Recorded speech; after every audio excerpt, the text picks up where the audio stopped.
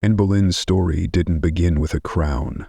It began in the shadows of power, in the subtle games of courtly ambition, and in a world where love, politics, and death could all wear the same mask. She was born not into majesty but into motion, sent abroad to the glittering courts of the Netherlands and France, where the art of seduction was as much about intelligence as beauty. There, Anne learned how to speak with eyes, how to wield charm like a weapon, and how to survive in a world built for men. When she returned to England, she wasn't the typical noblewoman. She was sharper, darker, magnetic. She didn't chase love, she made it chase her. And when Henry VIII first saw her, it wasn't passion, it was obsession. He was already married, but Anne would not be his mistress. She was not another fleeting name in the king's ledger of pleasure. She wanted a crown, and Henry, intoxicated by her refusal, gave it to her, even if it meant burning down the world to do it. He broke with the Pope, split England from Rome, exiled his first wife, and declared Anne his queen. But the fire that lit their love also lit the pyre she would burn on, because in the world of kings, yesterday's muse is today's threat. Their marriage was stormy from the beginning. Anne had a mind too strong, a tongue too sharp, and a wound that wouldn't obey the desires of history. She gave Henry a daughter, Elizabeth, brilliant, yes, but not the male heir he craved. Each miscarriage Anne suffered felt like a crack in the foundation of her power, and in court, enemies circled like wolves. Her boldness, once praised, now whispered of arrogance. Her political allies fell, her enemies rose. The queen who once danced through the halls of power now walked them alone. And Henry, he had grown cold. His eyes wandered to Jane Seymour, soft-spoken, obedient, the perfect contrast to Anne's fire. A plot began to form, not openly but in hushed tones behind heavy doors. Charges were whispered: adultery, incest, treason, crimes so grotesque they didn't need proof, only signatures. And Henry, desperate for a way out, signed away her life. The trial was a spectacle, a mockery dressed in robes of justice. Anne stood alone before a court of men who had already decided her fate. She denied everything, her voice unwavering, her gaze unblinking. But justice had nothing to do with this. She was found guilty, sentenced to die, a queen condemned, not because she sinned, but because she ceased to be useful. And so on May 19, 1536, Anne Boleyn walked out into the courtyard of the Tower of London. The scaffold was low, built for silence rather than spectacle. Waiting for her was not the usual axe, but a French swordsman, brought in secretly, perhaps as a mercy, perhaps to quiet the guilt of a king who still claimed he loved her. Anne stood tall. She spoke not to the crowd, but to God. She begged not for justice, but for peace. She forgave. And then she knelt.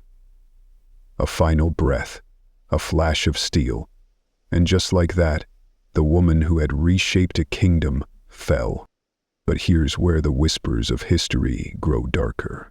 Witnesses claimed her lips moved after death, that her eyes blinked, that for seconds, perhaps even longer, Anne Boleyn's severed head lived on. Science would later suggest that the brain remains conscious for several moments after decapitation. If that's true, then Anne, for a few agonizing seconds, may have been aware of her own death. Imagine it, the sound of her blood hitting the straw, the distant gasp of the crowd, the cold air touching what once was the warmth of her skin. A queen, once worshipped, then betrayed, now alone in the most horrifying silence imaginable. And in those seconds, if they existed, what did she see? Did she see Henry's face, her daughter's eyes, the false smiles of those who watched her fall? Or did she see nothing at all, only the cruel ending of a life that had dared to dream too far? Anne Boleyn's death was not the end, it was a curse, because Henry, in killing her, didn't kill the consequences. Their daughter, Elizabeth, would grow to become the greatest monarch England had ever known, the girl born of scandal, raised in the shadow of execution, became the virgin queen who ruled not by marriage or sons but by mind and myth. And as Elizabeth aged, she carried her mother's memory not as a wound but as armor. Anne's ghost haunted the court not in sorrow but in power. Centuries later, her spirit is said to walk the tower still, headless yet regal, returning always to the place where love turned to death, where ambition met its price, where history whispered a truth too painful to forget, that behind every crown lies a grave. And in every romance that reshapes the world there may be a scaffold waiting.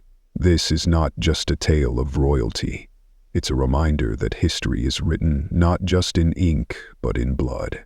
And some stories never rest. They say the dead don't speak. But in the hushed corridors of ancient hospitals, in the inked manuscripts of forgotten alchemists, and in the trembling prayers of the dying, echoes of the past still scream. Part 2 begins not in a palace, but in a plague-stricken alleyway of medieval Europe, where medicine was not a science but a gamble with death. In an age when the line between healing and harming was barely visible, the doctor's robe looked more like the executioner. Beneath their beaked masks, stuffed with herbs and lavender to block the stench of rot, plague doctors carried knives, hot irons, and potions brewed from nightmares. Patients were bled until they fainted, drilled through the skull to release evil vapors, or forced to drink mercury, believing it could drive disease from the body.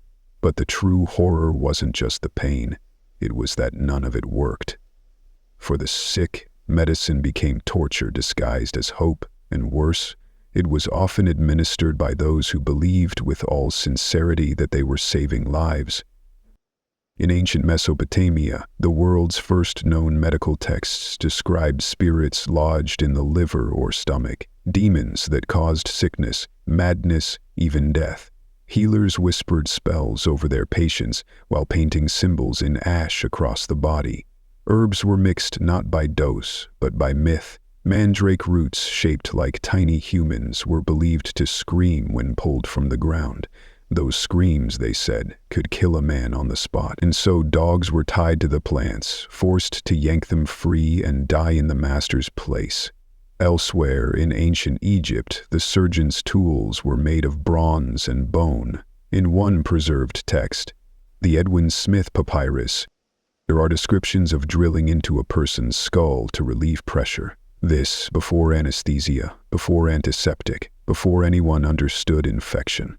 Imagine the sound, the bone cracking, the patient screaming, and no promise that it would work, only that it might, that they could die either way. But in the eyes of the ancients, death wasn't always the enemy. Sometimes it was the cure. As time moved on, superstition did not fade, it evolved. In medieval Europe, if a woman healed others with herbs, she was not called a doctor, she was called a witch. And healing became heresy. Hundreds, thousands, were burned alive for the sin of knowing too much. Their cures? Lost. Their knowledge? Erased. But even in official medicine, cutting a hole in the skull to release bad humors lasted for centuries. Some patients survived, others slipped into coma, some simply never woke again. Yet this wasn't called brutality. It was called progress. In Tudor England, if you had a toothache, the barber might fix it, not with tools of precision, but with pliers and brute force. No painkiller, no hygiene, and once the tooth was yanked out, if it came out clean at all, it was displayed proudly in a window, a bloody trophy to lure in the next desperate soul. Surgeons were not respected, they were seen as craftsmen, mechanics of the body, while physicians, often untrained and ill-informed, studied urine in glass vials, searching for disease in color and smell. The rich died slower, the poor died faster, but all of them eventually faced the same truth. Medicine could not yet outwit death. It could only prolong its game. And yet, something darker stirred beneath the surface. Beyond botched surgeries and poisoned cures was a world of forbidden medicine, where human dissection was illegal but secretly practiced in candlelit rooms. Bodies of criminals, stolen from graves, were sliced open so anatomy could be mapped. These were not experiments, they were acts of rebellion. Scholars risked their lives to cut through taboo and find truth beneath the skin, and what they found was both wondrous and terrifying. Organs like machines, veins like rivers. The human body, once a mystery shaped by gods, was now a battlefield of reason and fear. But even the sacred was not safe. In the monasteries of the 14th century, relics of saints were dipped in boiling water and fed to the sick, believed to contain divine healing. Some were powdered and consumed like medicine. The bones of holy men became pills, the flesh of martyrs, elixirs. In certain cases, dried human blood was used to treat epilepsy, and yes, there were those who drank it, thinking that life itself could be stolen from the dead. The poor turned to charms made of mummified hands. The wealthy, they bought whole corpses, ground into dust and sold by apothecaries as mumia. Cannibalism, dressed as healing. But what might be the most disturbing truth of all is how far we still go today. While we shudder at the leeches and skull drills of the past, modern medicine, advanced, clinical, sterilized, is not without its ghosts. Consider the experiments done without consent, the treatments hidden from the public, the pharmaceutical trials where profit outweighed ethics. Even now, beneath the gleam of white walls and shining scalpels, lies a question that haunts humanity across the ages. What is a life worth? And who gets to decide? The story of ancient medicine isn't just one of ignorance, it's one of desperation. A mother watching her child convulse from fever will believe anything. A dying man will drink poison if told it might save him. The line between hope and horror has always been thin, and in history, it has often been crossed with the best of intentions. This is why when we speak of the past, we must do so with reverence, not for its cruelty, but for its honesty. It shows us that pain is universal, and that fear of death, of illness, of the unknown, binds every generation in invisible chains. There is a strange beauty in that centuries of agony, trial, and error have led us here. But we must not forget the price. The burned witches, the dissected criminals, the patients who became subjects, the thousands who died not because they were doomed, but because the cure had not yet arrived. Their stories matter. They are carved into the bones of our present, and if we ignore them, we risk becoming them. So the next time you take a pill, or step into a hospital, remember, behind every modern miracle lies a grave. Behind every prescription, a prayer. And behind every cure, a history soaked in blood. They gathered in silence, torches flickering against stone walls, soaked in centuries of secrets, their faces half lit, half lost in shadow. You won't find their names in royal archives or church records, but their presence stains the pages of history like dried blood. This was not a ceremony of state or faith. It was something older, darker, forbidden. In the dim cellars of medieval Europe, in sacred groves hidden from Christian eyes, rituals took place that defied every law of man and God. Here, history peels back its polished mask and reveals its true face. Not golden, but grotesque. This is the world of forbidden rites, of lost civilizations that worshipped through sacrifice, of ancient cults whose voices still whisper in the ruins. And as you step into this chapter, ask yourself, what do people become when they believe the gods are watching? Long before the cross cast its long shadow over Europe, the forests were alive with pagan rites. In the north, the Norse carved runes into bones and called to gods who demanded blood. Sacrifice was not cruelty, it was currency. Animals, yes, but sometimes people. At Uppsala in Sweden, witnesses described a great tree where bodies were hung 9 at a time to mirror Odin, the god who sacrificed himself to himself. The scent of death, the chanting of priests, the trembling fear of those who watched. These were offerings meant to hold the chaos of nature at bay. And if the crops failed or war came, the gods' hunger only grew.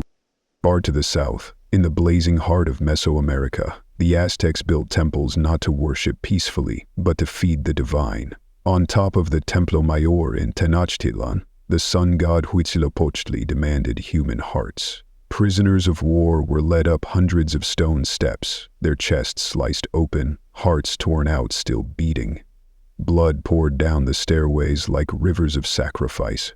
To us, it's horror, but to them, it was survival. Without sacrifice, the sun would die, the world would end, darkness would swallow all. In this belief, cruelty became sacred, pain divine. But it wasn't just the distant or the ancient.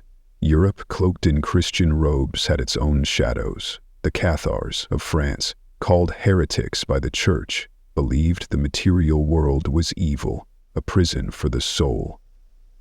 When the Inquisition came, they were burned alive. But before the flames, many gathered in mountain caves, performing secret rites to separate their souls from flesh, to escape the wheel of rebirth. The church feared them not just for their beliefs, but for their conviction, because ideas that cannot be killed by fire are dangerous indeed. In Eastern Europe, legends of vampires were not just stories, they were beliefs enforced with blood. Villagers dug up the corpses of those who had died mysteriously. If the body hadn't rotted fast enough, it was stabbed through the heart. Heads were severed, mouths stuffed with bricks. Even the dead were not safe from the living's fear. And in Romania, tales spread of nobles who bathed in blood, most infamously Countess Elizabeth Bathory. She is said to have murdered hundreds of young girls, believing their blood would keep her young. Whether truth or legend, the idea reveals a timeless obsession, the belief that pain can preserve beauty, that death can feed life. Across the seas, lost civilizations carried their own rituals into the dust. The ancient Carthaginians are believed by some historians to have sacrificed their own children to the god Baal during times of desperation, burning them alive in bronze statues, hoping to earn divine favor in return. And in the deserts of Egypt, priests once whispered spells in the ears of the dead as they embalmed them, believing the soul could hear even as the body decayed. They removed organs, dried the flesh, and wrapped each corpse like a gift to the afterlife. These weren't just burials, they were contracts. The dead, preserved, would walk with gods. And then there are the rituals no one speaks of. In scattered grimoires, bound in leather and scrawled in languages no longer spoken, are accounts of ceremonies performed in secret by those who believed they could summon power from beyond. In one such text, discovered in a crumbling abbey, a rite is described where the heart of a hanged man is burned over a mirror at midnight to reveal the face of one's killer. In another, a ritual requires the blood of an innocent spilled onto the bones of a saint to open the gates of divine knowledge. Madness? Perhaps, but what if even one of them worked? History doesn't judge, it remembers. It records the strange, the terrible, the sacred, and the shameful, all woven together into one long bleeding thread, and in every era, people have reached for forces they cannot see. Some sought salvation, others power, but in every forbidden rite, there is one question hidden beneath the symbols and the screams. What are we willing to do to matter? The disturbing truth is, when people believe the world is ending, or that a god is watching, they will do anything. They will light fires beneath children's feet. They will bury lovers alive. They will drink poison, believing it will save their souls. Even today, in hidden corners of the world, rituals continue. Animals are slaughtered under the stars. Blood is spilled not in hospitals, but in temples. And though we dress it in psychology or symbolism, the primal hunger for meaning through sacrifice remains. But it is not all cruelty. There is awe, too, wonder, because in these rituals, twisted as they may be, lies a truth we can't ignore. Humans have always searched for something bigger. In the dark, in the silence, in the pain, we have tried to bargain with fate, to rewrite our ends, to make sense of the chaos by creating gods who can be pleased or feared. The altar and the grave, they have always been closer than we think. So when you walk through the ruins of an ancient temple or light a candle in memory of the dead, remember, you are part of this same story, this same ache, this same terrible beauty. History is not dead. It is dreaming, buried in earth and bone and blood, waiting to be remembered.